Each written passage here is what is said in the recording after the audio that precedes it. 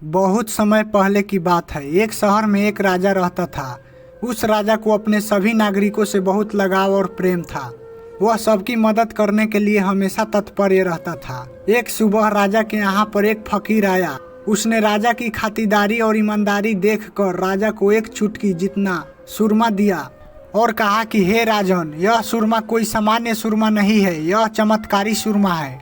फकीर ने अपनी बात आगे बढ़ाते हुए कहा कि हे राजन, इस सुरमे को जो भी नेत्रहीन अपनी आंखों में लगाएगा उसका अंधापन दूर हो जाएगा और वह फिर से देखने लगेगा। इतना कहकर फकीर तो राजा को सुरमा देकर अपनी राह पर निकल पड़ा। राजा ने सोचा कि हमारे राज्य में नेत्रहीनों की संख्या तो बहुत ज्यादा है और सुरमे की मात्रा भी इतनी है कि सिर्फ एक आदमी ही इस सुरमे को अपनी आंखों में डाल सकता है। तो क्यों ना ऐसे आदमी को यह सुरमा दिया जाए जो हर तरह से इसके लायक हो। इसीलिए राजा ने अपने अति प्रिय आदमी को ही सुरमा देने का निश्चय किया।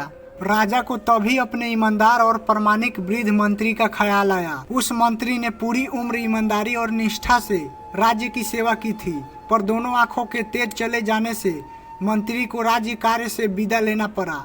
अभी तक राजा को उस मंत्री की कमी महसूस हो रही थी। राजा ने सोचा कि यदि मंत्री की रोशनी वापस आ जाएगी तो फिर से राज्य को मंत्री की सही और अनुभव भरी सेवा मिल सकती है।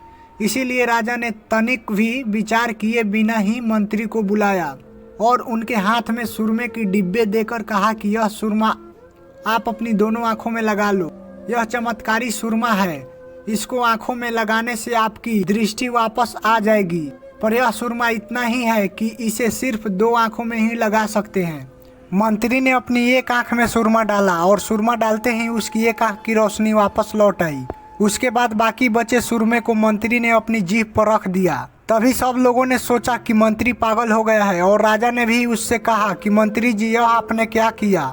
अब आप एक आंख से नहीं देख सकेंगे। फिर मंत्री ने राजा को प्यार से अपने वाणी में समझाया कि हे राजन, आप तनिक भी चिंता न करें, मैं बिल्कुल भी काना नहीं रहूंगा। मेरी दोनों आंखों की रोशनी वापस आ जाएगी। इससे ज्यादा मैं सभी नेत्रहीनों को भी रोशनी दे सकूंगा।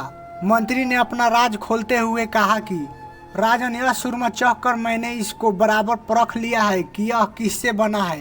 अब यह सुरमा बनाकर मैं सभी नेत्रहीन नागरिकों का अंधापन दूर कर दूंगा। मंत्री की यह बात सुनकर राजा प्रसन्न हो गए और मंत्री को कहा, यह मेरा और इन नागरिकों का सद्भाग्य है जो हमें आपके जैसा राजमंत्री मिला है, जो केवल अपना ना सोचकर सभी का ख्याल रखता है।